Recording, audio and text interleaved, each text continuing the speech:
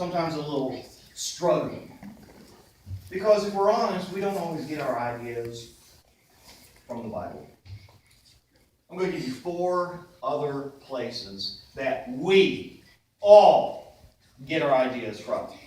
Like Eve, we get our ideas by giving in to temptation, using our own imagination about what is good. 2, like the Israelites, wanting a king. We want to be like the nations around us, the denominations around us. Now, don't fall for that trap. Well, if the denominations do it, we can't. Because let me tell you something. The denominations come in through the front door and the side door too. And I don't know too many of you that came through the side window this morning. A third place that we get our ideas is other churches of Christ.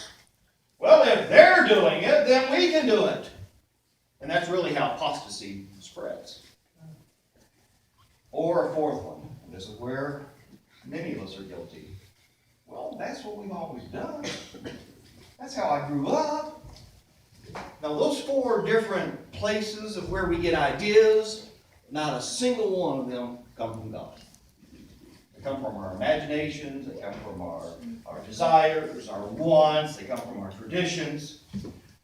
Now, don't get me wrong, it's natural and it's good to want to prove what God wants us to do, what we're doing is right, but too often we go about the wrong way. And we manufacture the proof. I'm going to try to give you some silly illustrations, some simple illustrations, because sometimes I think that gets across better than highfalutin words and ideas. If you ever wanted to do something like eat dessert first, Yes. and you find a reason to do it, don't you? Yes. Okay.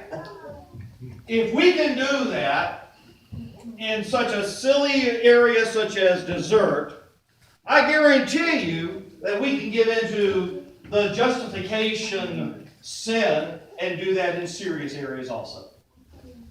Because one thing I've learned, and I'm going to tell a little story of myself. My mama told me when I was a teenager, she said, "Perry, you can find an excuse to do whatever you want, can't you?" Oh, yes, ma'am, I can. And when we do it in church, that's just wrong.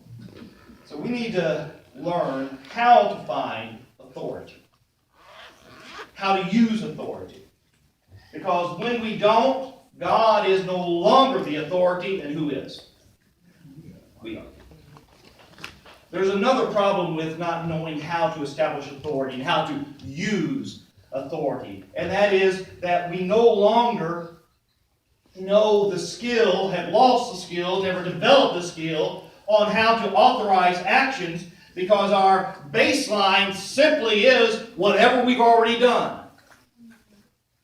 There might be something that we could do or something that we're already doing. Nobody has a single problem with it because you've been doing it and I've been doing it for 1 year, 5 years, 10 years, 30 years. I'm 56, so 56 years. But if we hadn't been doing it for that long and we introduced it, it's like, oh, I'm not so sure this is right. Because we don't even think anymore. We just go along. And that's making us the authority also. If you would get your Bibles and turn to Matthew chapter 12. We're going to use this to learn how to establish authority. But we're not going to set up the plan and show, well, we're doing this, and therefore because we're doing that, it's right, so let me now find authority for that. Because that's backwards. Let's go to Jesus and see how Jesus established authority. What does it mean to establish authority? That means you have the right, by divine approval, to act. That's establishing authority. Now, I told you this is going to be messy. And before you can establish authority, you have to understand the text. That means you have to interpret it. Now, nobody really disagrees with you have to interpret. People might say, well, that's not how you establish authority. But they'll say, well, we know you have to interpret the text.